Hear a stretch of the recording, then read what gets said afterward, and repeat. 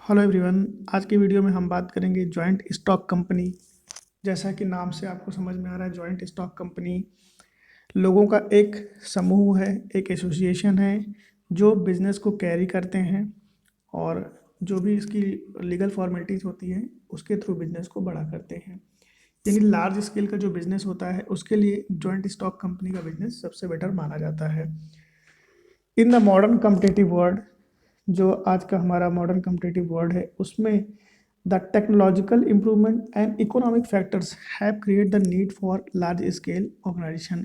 किसी भी ऑर्गेनाइजेशन को जो लार्ज स्केल का बनना चाहता है या है, उसके लिए दो सबसे बड़ी नीड है। पहली कौन सी है? वो है टेक्नोलॉजिकल इम्प्रूवमेंट और दूसरा है इकोनॉमिक फैक्टर्स।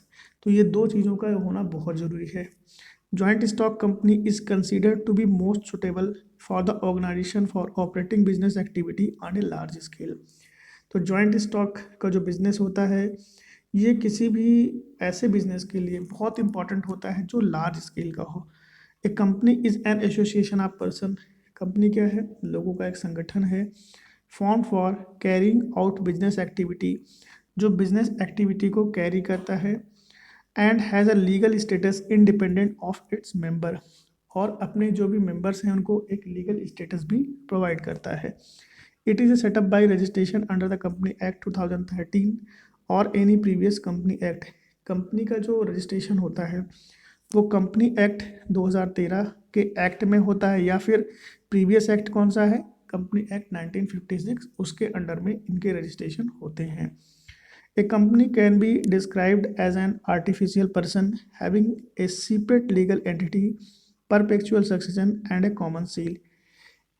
कंपनी एक्ट 2013 या कंपनी एक्ट 1956 में कंपनी को एक आर्टिफिशियल पर्सन माना गया है, जिसमें कंपनी की एक सीपरेट लीगल एंटिटी है, उसकी परपेचुअल सक्सेशन है और उसकी एक कॉमन सील भी होती है। तो इसलिए कंपनी को क्या माना गया है? Artificial person. The share holder are the owner of the company and they exercise an indirect control over the business. जो शेयर होल्डर होते हैं, जैसे इक्विटी वाले होते हैं, आपको पता है कि वो कंपनी के एक तरीके से ओनर होते हैं और इनडायरेक्टली उनका कंट्रोल बिजनेस पे होता है। Share holders elect board of director who exercise direct control over the business. देखिए यहाँ पे जो शेयर होल्डर होते हैं वो बोर्ड ऑफ डायरेक्टर का चयन करते हैं और बिजनेस में डायरेक्टली कहीं ना कहीं वो इन्वॉल्व होते हैं, यानी बिजनेस को कंट्रोल करते हैं। The capital of the company is divided into smaller part called share which can be transferred freely from one shareholder to another person except in private company। जो कंपनी की capital होती है वो small part में divide होती है, जिसको हम कहते हैं शेयर, और इसको आसानी से वन शेयर होल्डर यानी एक शेयर होल्डर, एक अंशधारी से दूसरे व्यक्ति को ट्रांसफ़र किया जा सकता है। लेकिन ये प्राइवेट कंपनी में नहीं होता है, सिर्फ पब्लिक कंपनी के लिए है ये। इसके अलावा इसके जो फीचर्स हैं, फीचर्स में क्या है? सबसे पहले आर्टिफिशियल पर्सन होती है कंपनी, क्योंकि इसको इसकी सारी ही रिस्पॉन्सिबिलिटी होती है। जैसे यहाँ पे दिया गया है, since a company is created by law. जब एक कंपनी बनने से पहले, it is an artificial person having no body, no soul and no conscious, that is it is can not breathe, eat, run और talk, but like a natural person a company can own property, incur debt, borrow money, enter into contract, sue and be sued, it can conduct a lawful business and enter into contract with ones। देखिए, जैसा artificial person का मतलब होता है बनावटी आदमी, तो ये एक नेचुरल पर्सन की ही तरीके से काम करती है, क्योंकि इसकी अपनी खुद की एक प्रॉपर्टी होती है। ये डेप्ट ले सकती है, मनी बोरो कर सकती है और किसी नए कॉन्ट्रैक्ट में भी जा सकती है। ये पूरी तरीके से अपना जो बिजनेस करती है वो एज पर लॉफुल होता है, इसलिए इसको आर्टिफिशियल पर्सन कहा गया है। दूसरा है सीपरेट लीगल एंटिटी। बिजनेस जो होती है उसमें बिजनेस को अलग रखा गया है और इसके जो शेयर होल्डर हैं और ओनर हैं उनको अलग रखा गया है। On incorporation a company acquire a separate legal existence in the eye of law, the asset and liability of the company are separate from those of its owner. तो company की जो कैपिटल एसेट या liabilities हैं उन सबको क्या रखा गया है? एसेट और लाइबिलिटी को बिजनेस में अलग रखा गया है, जो इसके मालिक हैं यानी जो उनकी जिनकी कैपिटल लगी हुई है उनसे अलग इसको रखा गया है लायबिलिटी और एसेट को, इसलिए इसको सेपरेट लीगल एंटिटी कहते हैं। Formation, the formation of company is a time consuming expensive and complicated process. तो जब हम एक कंपनी बनाते हैं तो इसके लिए इसका जो प्रोसेस होता है वो काफ़ी ज़्यादा लंबा होता है, कंज्यूमिंग होता है और एक्सपेंसिव भी होता है, कॉम्प्लिकेटेड प्रोसेस भी है। It involve preparation of several document and compliances with several legal requirement before it can start functioning. जब ये कंपनी बनती है तो उसके लिए बहुत सारी डॉक्यूमेंट की प्रिपरेशन होती है, बहुत सारी डॉक्यूमेंट्स की नीड होती है और लीगल फॉर्मेलिटीज़ जितनी ज़्यादा से ज़्यादा होती हैं वो सब यहाँ पे करनी पड़ती हैं। Registration of the company is compulsory under Indian company act. तो यहाँ पे जो भी जॉइंट स्टॉक कंपनी होगी उनका रजिस्ट्रेशन कंपलसरी होता है इंडियन कंपनी एक्ट के तहत। और इसके अलावा है perpetual succession, company has a permanent और perpetual existence, that is its existence is not affected by death, insolvency, coming और गोइंग ऑफ द मेंबर्स। ये जो कंपनी होती है ये लॉन्ग टर्म के लिए होती है। कोई भी मेंबर जो इनके शेयर होल्डर हैं या जो ओनर हैं उनकी डेथ हो जाए, कंपनी इंसॉल्वेंट हो जाए, ये वो खुद इंसॉल्वेंट हो जाए, मेंबर आए या जाए, बट कंपनी पे कोई असर नहीं पड़ता। यहाँ पे लिखा गया है मेंबर्स में गो, मेंबर्स में come, but the company remains forever. चाहे आदमी आए या जाए, मेंबर आए या जाए, लेकिन जो कंपनी है वो फॉर एवर चलती रहती है, इसलिए इसको बोला जाता है perpetual succession. Control, the ownership and the management are in two different hand. इनका जो बिजनेस होता है जॉइंट स्टॉक कंपनी का, ये दो हैंड में होता है, एक होता है ओनरशिप और एक होता है मैनेजमेंट।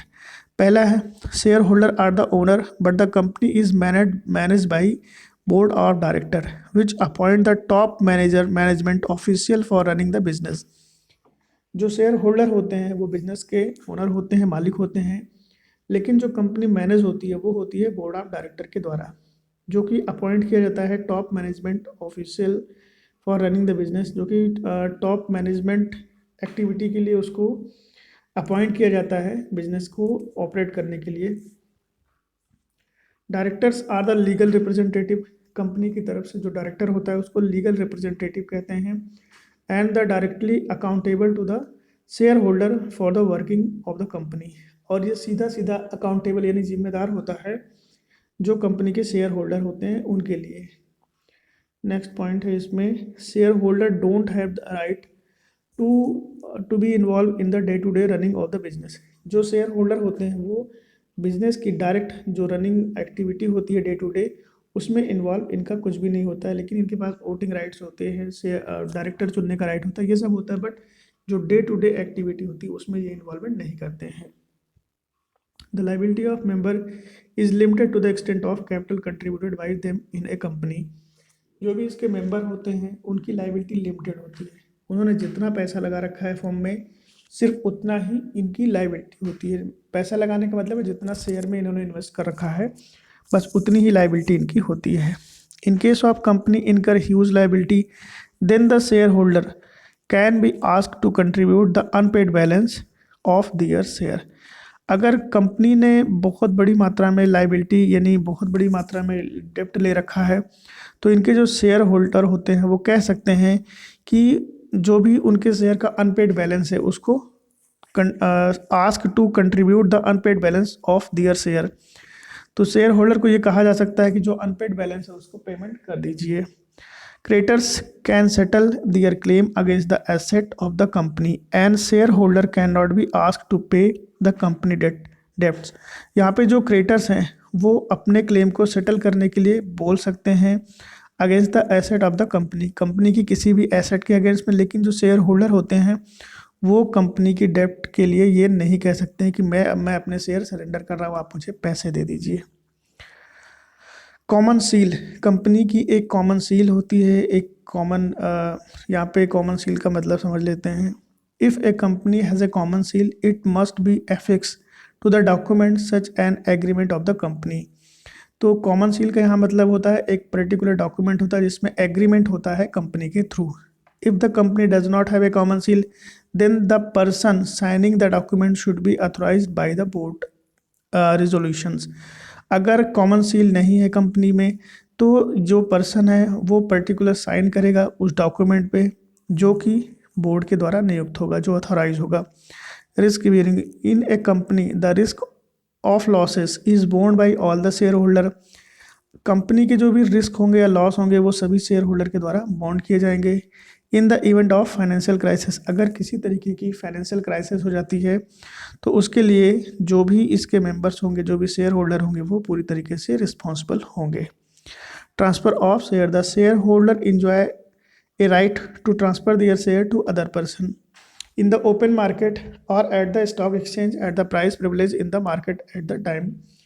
तो यहाँ पे जो भी इनके शेयर होल्डर होते हैं उनके पास ये राइट होता है कि वो अपने शेयर को फ्रीली किसी को भी ट्रांसफ़र कर सकते हैं, और इसका जो प्रोसेस है वो ओपन मार्केट में भी कर सकते हैं और स्टॉक एक्सचेंज के थ्रू भी कर सकते हैं।